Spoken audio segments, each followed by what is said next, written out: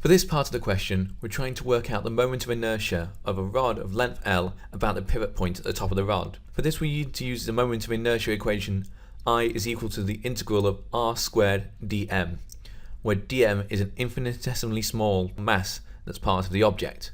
In order to work this out, let's split the rod into lots of little sections of length dx. The distance of this section from the top of the rod is x. To work out the mass of these little sections, we'll need to have a density for the rod. So we can define that the mass is equal to the length of the rod times by a density, which is a mass per unit length. For the small amount of the rod of thickness dx, we then get that dm, the mass of this infinitesimally small section, is equal to dx times by this density rho. We can then return to the moment of inertia equation. R is the distance from the pivot point, so that's just x for each particular small mass dm, and we can replace dm with rho dx. And we're integrating from x equals 0, the pivot point, all the way to x equals L, the other end of the rod. If we perform this integration, we get that the moment of inertia is equal to rho L cubed over 3.